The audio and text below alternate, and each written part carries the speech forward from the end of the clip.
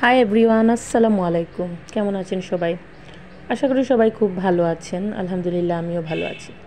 তো কিছুদিন থেকে সারা বিশ্বব্যাপী সিলেটের মেয়ে মুনতাহাকে নিয়ে আলোড়ন সৃষ্টি হয়েছে। মুনতাহা কীভাবে হারিয়ে গেল, কীভাবে নিখোঁজ হলো। তো আমি দেখলাম যে অনেকেই সিলেটের ভাষা বুঝেন না এবং সবারই মনে কষ্ট লেগেছে মুনতাহার বিষয়টা নিয়ে। আমরা যেমন কষ্ট পেয়েছি, আপনারা সবাই কষ্ট পেয়েছেন মুনতাহাকে নিয়ে। আসলে মুনতাহা এমন একটি মেয়ে যাকে দেখলে যে কারো মায়া লাগবে, চোখের পানি ধরে রাখতে পারেনি অনেকেই।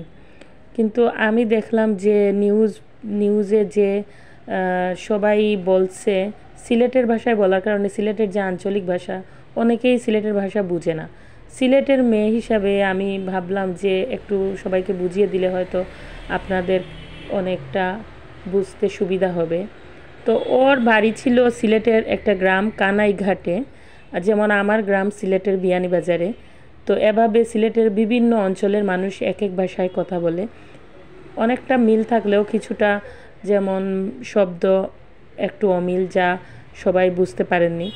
যেমন মুনতাহা কিন্তু ওর বাবার সাথে জলসায় গিয়েছিল। জলসা বলতে বোঝায় যেটা ছোটোখাটো একটা ওয়াজ মাহফিল, সেখানে মেলার মতো বসে এবং সব কিছু পাওয়া যায়, কসমেটিক্স, খাবার জিনিস থেকে শুরু করে সব কিছু। তো ওর বাবার সাথে সে মেলায় গিয়েছিল, এরকম জলসায় গিয়েছিল, সেখান থেকে অনেক জিনিসপত্র কিনে নিয়ে এসেছে। তার জন্য চুড়ি, এরপর কসমেটিক্স, মাথার হেয়ার ব্যান্ড, এগুলো নিয়ে এসেছিল। কিন্তু এগুলো পরার আর সে সময় পায়নি। এগুলো নিয়ে আসার পর বাসায় এসে তার মা বলছিল যে তুই 3 দিন থেকে গোসল করিসনি, তোকে আমি আজকে গোসল করিয়ে দেব, গরম পানি বসিয়েছি, তুই এখানে বসে থাক। ওদের বাসার 2টা গেট, সামনের গেটে নয়, সে পিছনের গেটে বসা ছিল। আর পিছনের গেট থেকে কিন্তু যে খুনি মার্জিয়া, তার বাসা পাশেই ছিল, দেখা যায় এমন এমন জায়গায় সে বসেছিল।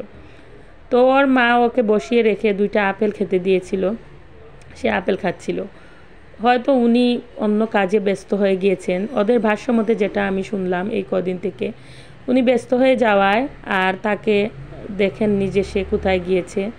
তো এর মধ্যে কিন্তু হয়তো এই খুনি মার্জিয়া ওকে ডেকে নিয়েছে, আর নেয়ার পর ও কী কারণে মেরেছে এখন পর্যন্ত কারোই আসলে এত তুচ্ছ কারণে এই ছোটো নিষ্পাপ মেয়েটিকে এভাবে মারার কথা নয়। হয়তো এর পিছনে কোনো বড় কিছু থাকতে পারে, যা এখনও আমরা জানি না। তবে মেয়েটিকে ডেকে নিয়ে সাথে সাথেই ওরা যা বলছে যে সাথে সাথে ওই দিনই ওকে মেরে ফেলেছিল। আর ওকে এমনভাবে মারছে, ওর গলায় রশি পেঁচিয়ে ওকে শ্বাসরোধ করে মেরেছে। এবং ওর মুখে, যারা গোসল দিয়েছিল ওনারা বলছে যে ওর মুখটা দেখার মতো ছিল না, বিকৃত হয়ে গিয়েছিল এবং ওর মুখের মাংসগুলোও নাকি খসে পড়েছিল। এত করুণভাবে ওর মৃত্যু হয়েছে যা বলার মতো নয়। এই ছোটো বাচ্চাটা কি অপরাধ করেছিল ওদের কাছে? এই ছোটো বাচ্চাটাকে আপেলটাও খেতে দেয়নি। এবং গ্রামবাসী যখন মুনতাহাকে ওর মার কাছে পাওয়ার পর ওদের ঘরটা কিন্তু জ্বালিয়ে দিয়েছে। আর এই মহিলা একটা ভিক্ষুক ছিল, সে কিন্তু কোথা থেকে আসছে ওরা জানেও না। ওদেরকে দয়া করে ওই মহিলাকে ওরা থাকতে দিয়েছিল সরকারি যে খাস জমি, সেখানে। ওর নিজের জায়গাও নেই, এখানে থাকতো, ভিক্ষা করতো। ওই মহিলার মাও ভিক্ষা করতো। এবং যে মেয়েটা হয়তো কিছু পড়ালেখা করেছিল, সেজন্য মার্জিয়া নামে যে খুনি মেয়েটা, ওর কাছে মুনতাহাকে পড়তে দেওয়া হয়েছিল।